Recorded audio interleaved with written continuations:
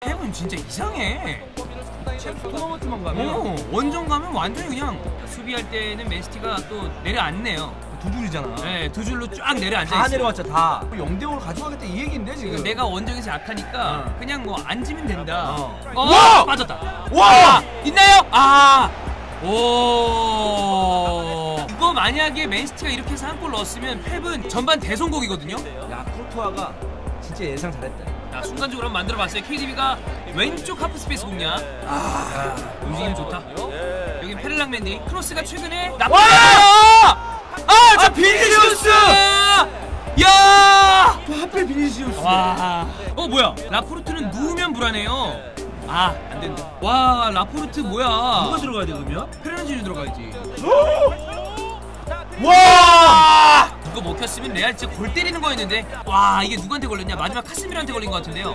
자책골 될 뻔했네. 라모스가 걷어낸 게 오히려 꺾여가지고. 그치, 나가는 거였지. 이게 나가는데 이렇게 돼서 안쪽으로 들어올 뻔했어요.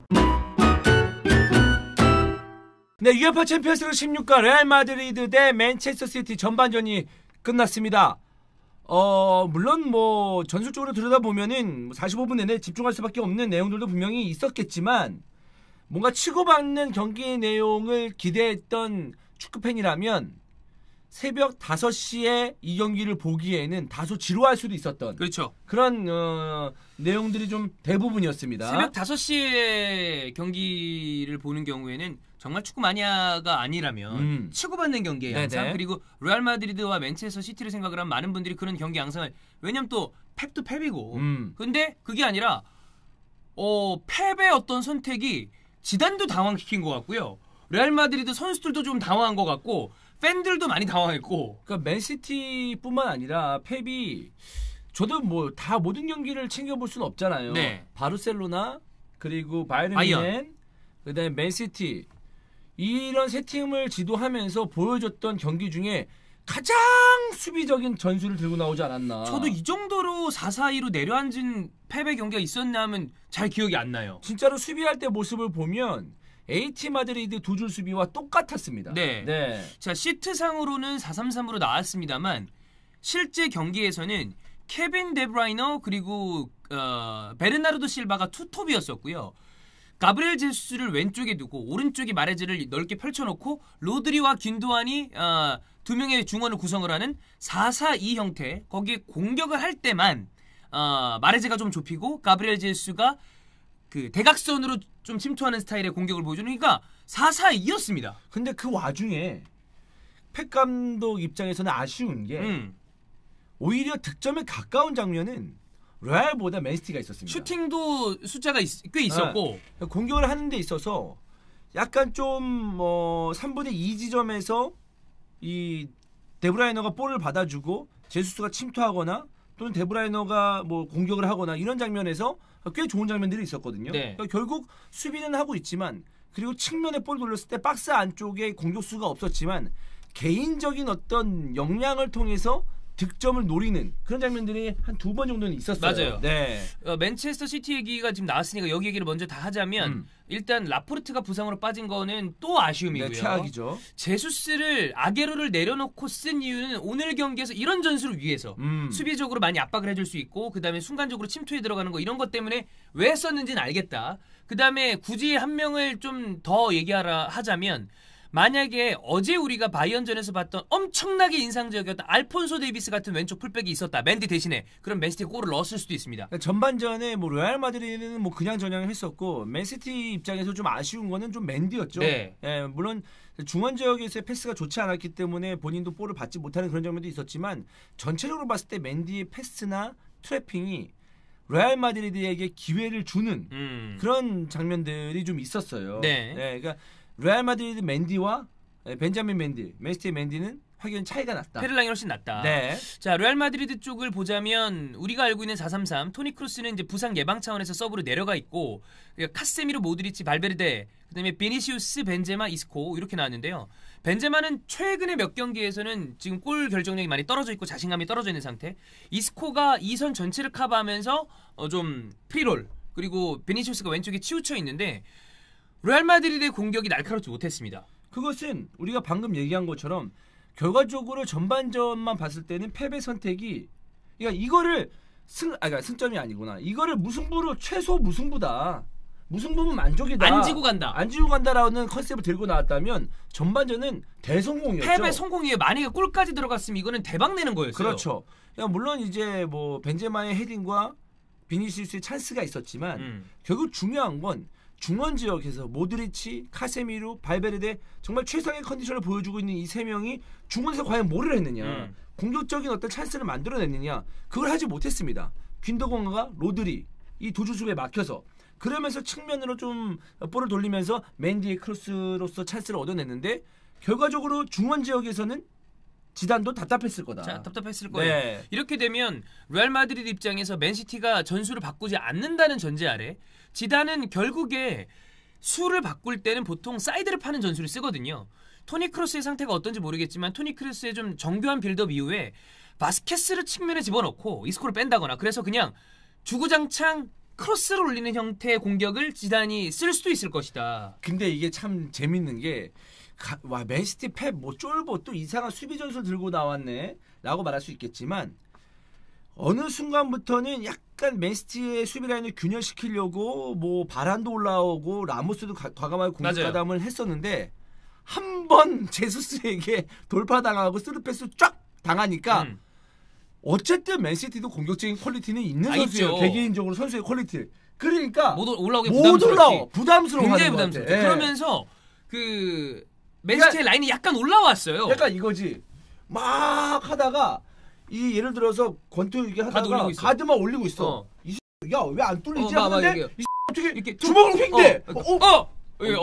주먹 낼 줄 알았네. 이러면 그래서 마냥 들어가면 못 들어가거든. 약간 이렇게 돼버리거든. 네, 그러니까 약간 그런 상황이 어떤 전반전이 아니었을까. 그래서 레알 마드리드가 어떤 식으로 후반전에 이 지단이 타결하려고 할 것인지, 그 다음에 펩은 후반전에도 그냥 똑같이 이런 식으로 내려앉을 것인지. 저는 지단이 먼저 칼을 뺄 것 같거든요. 사이드 파는 거. 그래서 그냥 뚝배기로 간다. 레알은 여기서 이겨야죠. 홈이니까. 근데 거기에 어떤 식으로, 왜냐면 맨시티가 특히나 벤자민 맨디 풀백 쪽이 약하기 때문에 바스케스를 집어넣어서 크로스를 때린다거나. 베일.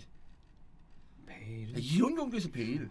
이런 경기에서 베일이야. 그런가요? 물론 베일에 대한 그 종윤이와 여러분의 생각은 알겠지만 이런 경기에서는 베일입니다. 네네네, 알겠습니다. 후반전 보시죠. 워커 놓쳤어요. 있다. 이스코 골!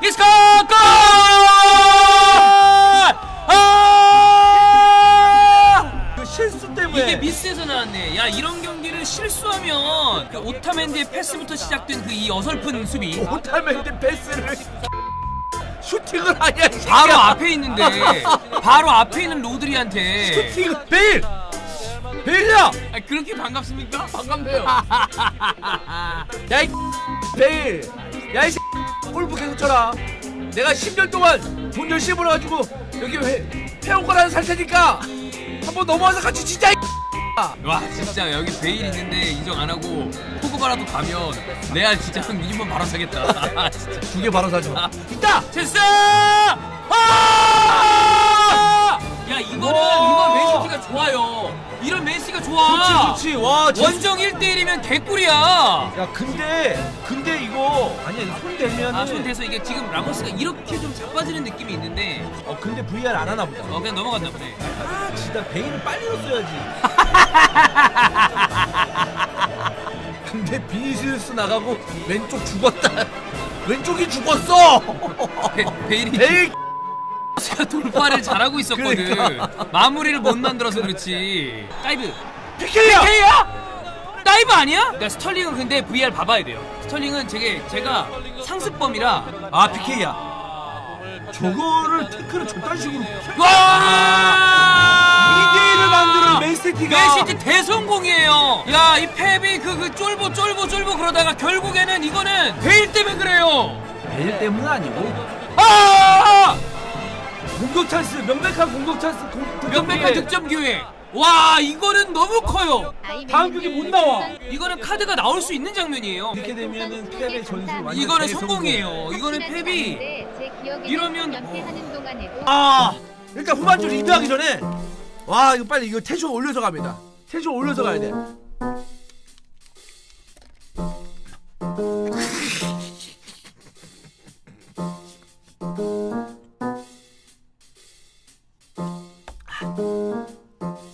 이게 다 꼈다.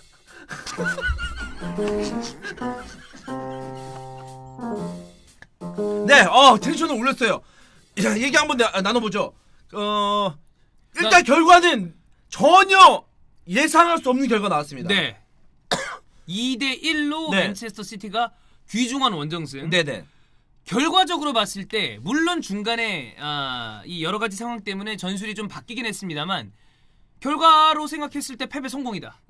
성공입니다. 이거는 완전 성공이에요. 2대1로 원정. 그리고 이따 얘기하겠지만 라모스의 퇴장은 레알 마드리드 입장에서는 치명적입니다. 치명적이다. 그리고 중요한 건 저는 펩이 후반전 어떠한 시점을 정확히 그 시간대를 말씀드릴 수 없지만 레알이 비니시우스를 빼면서 공격적인 어떤 그 모습을 보여주지 못했을 때 그때 확 올라가면서 포인트를 잡았던 스털링을 투입하면서 맞아요. 전술적 변화를 주면서 포인트를 확 잡았던 그 선택이 대단했다. 그러니까 스털링의 투입에 대해서는 저희가 중간에도 얘기했지만 이런 선수가 그러니까 스털링 같은 선수가 있었으면 아무래도 맨시티 입장에서 역습을 하기가 굉장히 편한데 스털링이 들어간 포인트도 있었고 베일이 들어가면서 그러니까 비니시우스가 빠지면서 문제가 생긴 건 공격적으로 덜 날카롭다. 비니시우스가 덜 날카롭다 뿐만이 아니라 지속적으로 수비 라인을 견제해주는 역할을 비니시우스가 하고 있었는데 그 역할을 해주는 선수가 없어졌다. 또 하나 중간중간에 왼쪽에서 돌파가 됐기 때문에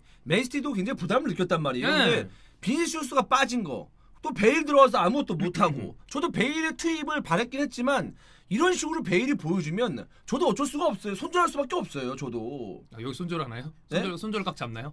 골프는 18홀이기 때문에 17번 아직 남았습니다. 삼진 아웃이 아니라 18번 아웃이 그렇습니다. 네. 골프가 진실가네.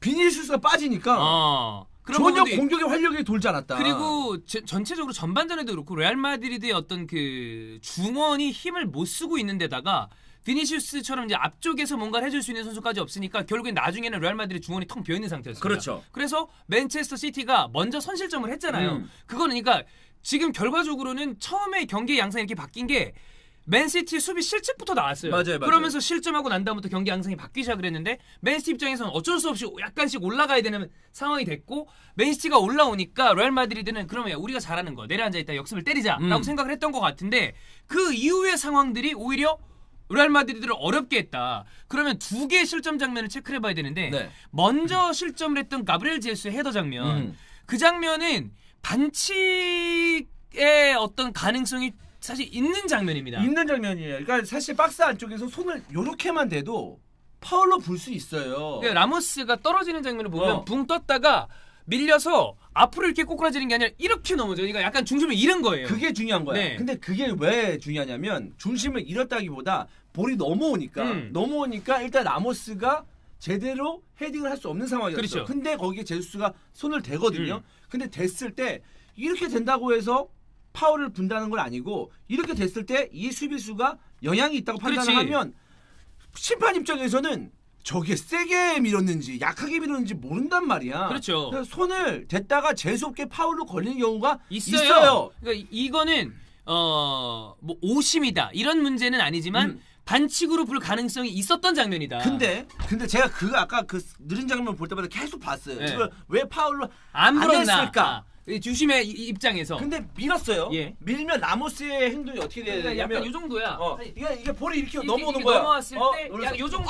이렇게 넘어. 그렇지. 근데 이렇게 됐어요.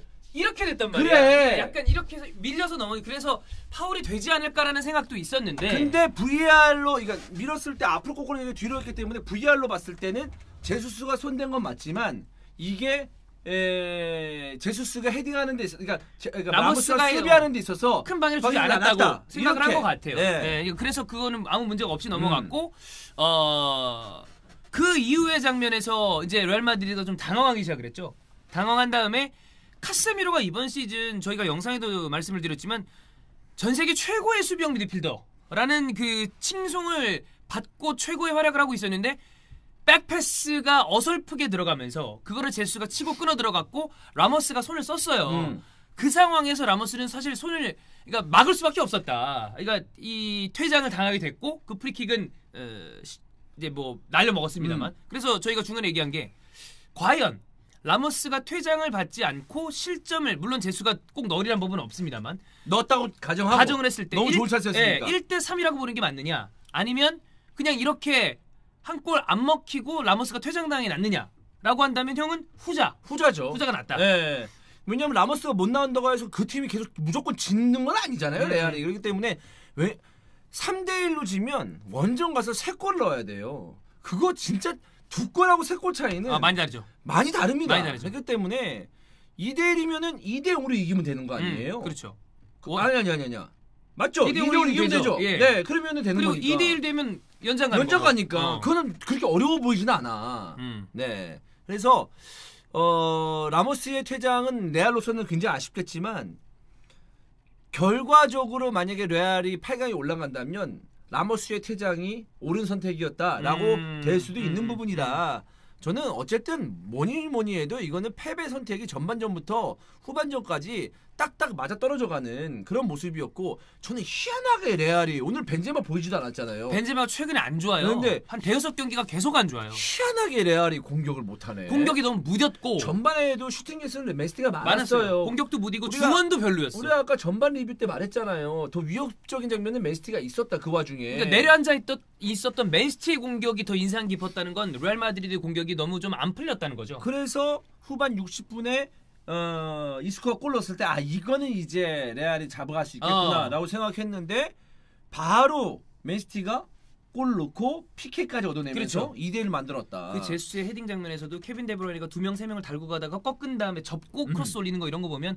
확실히 KDB는 맨시티 입장에서는 뭐 최고의 선수다. 저는 오늘 경기의 포인트를 두 가지로 좀 잡고 싶습니다. 좋아요. 첫 번째 아까 얘기한 건대로 수비적인 선택. 첫 번째 선택. 두 번째 비니시우스를 뺀 거. 베일의 투입. 네, 베일의 투입. 베일의 투입. 베일의 투입. 또 그게 되겠죠? 비니시우스가 나오고 들어갔으니까. 네. 근데 제가 어떻게든 다른 쪽을 얘기하고 싶은데. 그건 아니고 예. 비니시우스만 얘기하고 싶었어요. 네네네. 두 번째 포인트 왜냐면 비니시우스가 75분에 빠졌는데 78분에 실점했습니다. 네. 그 말은 즉슨 베일이 투입된 다음에 3분 후에 비니시우스가 빠진 다음에 예. 네. 그렇기 때문에 그 말 즉슨 비니시우스가 빠지면서 비니시우스가 왼쪽에서 좀 더 원래 보여줬던 대로 뭔가 상황을 만들었으면 맨시티가 네. 채팅창에서 베일 개새끼 해봐.